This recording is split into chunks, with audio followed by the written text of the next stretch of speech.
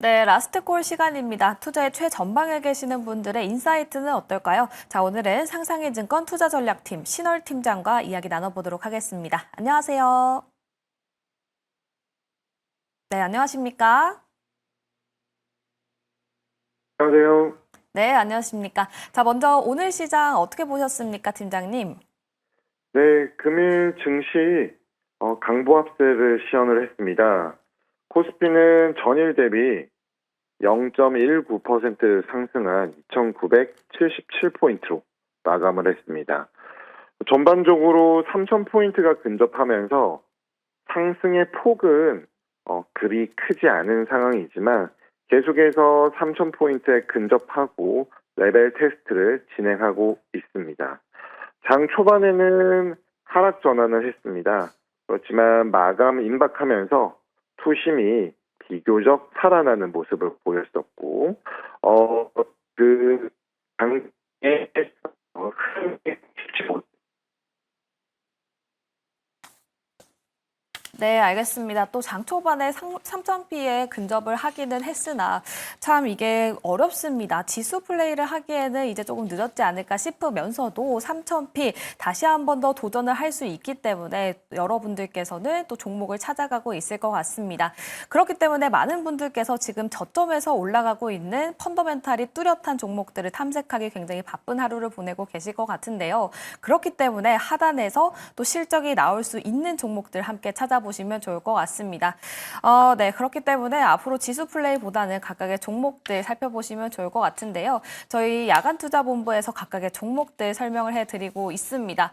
자, 오늘 올라갔던 종목들 다시 한 번 더 확인을 한번 해볼까요? 한미글로벌도 개별 이슈가 있었습니다. 그렇기 때문에 상한가에 근접하는 모습을 보여주기도 했었고요. 그 밖에 다른 종목들, 테마성이 강한 종목들 상승하는 흐름 여전히 나타나줬습니다. 또 반도체 관련주들도 상승하는 흐름을 보여줬기 때문에 이 부분에서 순환매가 돌 수도 있다라고 이야기도 나오고 있는 만큼 참고를 해보시면 좋을 것 같고요.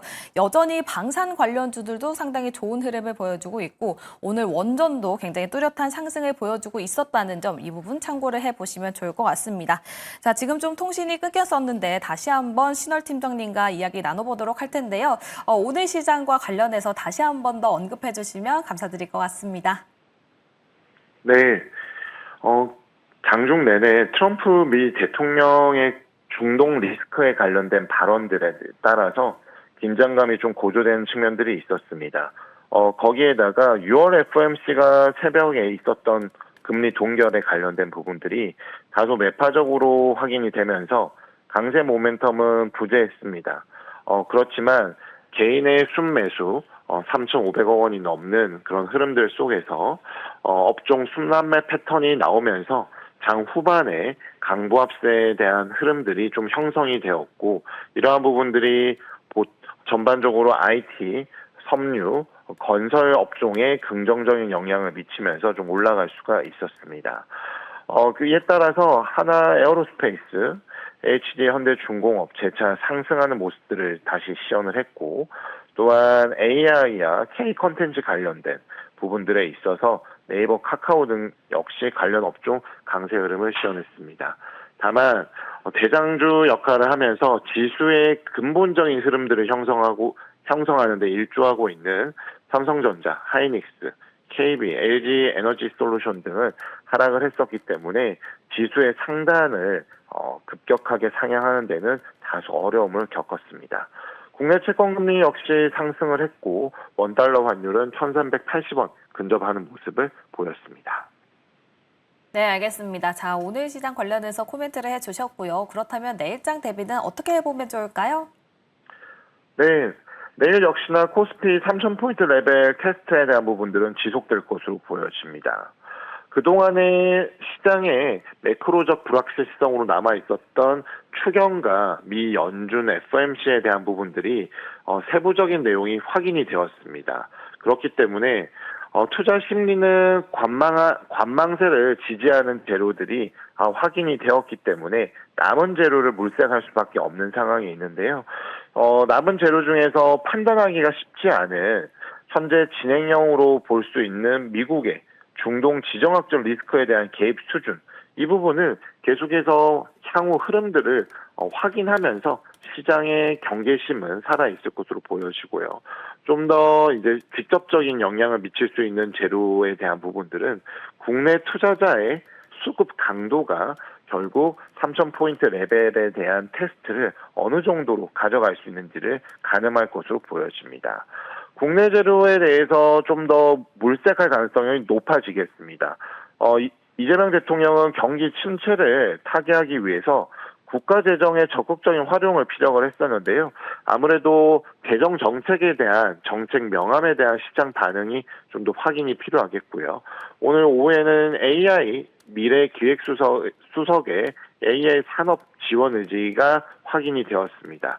이에 대한 업종 반응과 금일 지금 이제 미국 장에서의 M7 등 관련된 업종 주가 흐름에 따라서 내일 장의 색깔 역시나 좀 더 달라질 것으로 보여집니다. 트럼프발 불확실성은 계속 이어지겠고요. 중동의 지정학적 리스크가 주말 전후까지 좀 경감이 되지 않는다라면은 처음 시작할 때 2주의 시간을 둔 것보다 길어질 가능성이 높아집니다. 그렇게 될 경우에는 매크로적인 시장 불안감이 상당히 커질 수 있다라고 보여지고, 이에 따라서 물가, 인플레이션 리스크가 확대될 경우에는 연준의 금리 인하 재개 시점마저도 또한 지연될 가능성이 높습니다. 투자 심리에는 부정적인 연결고리를 자극할 것으로 보여집니다. 이에 관련한 증시와 외환시장의 반응을 확인하면서 내일장 예상해 볼 수가 있다고 판단하고 있습니다. 네, 알겠습니다. 중동의 지정학적 리스크에 대해서는 여전히 시장에 남아있을 것이다라고 이야기를 해주셨고요. 정책 모멘텀 또한 여전히 지속될 것으로 보여지면서 오늘장에서도 AI 관련주들이 부각이 됐었던 만큼 관련주들의 내일장 흐름을 꼭 확인해보자라는 코멘트를 함께 해주셨습니다. 또 주말까지 지정학적 리스크가 경감되지 않는다면 이 부분에 대해서는 시장에서는 다소 부정적으로 흘러갈 수 있다는 점을 이야기를 해주셨는데요. 투자 심리에는 다소 안 좋을 것으로 예상이 되고 있기 때문에 주말 동안에는 어떤 이슈가 나와주는지 이 부분까지 모두 확인해 보시면서 투자 이어나가 보시면 좋을 것 같습니다. 자, 이렇게 라스트 콜 신월 팀장님과 함께 해봤습니다.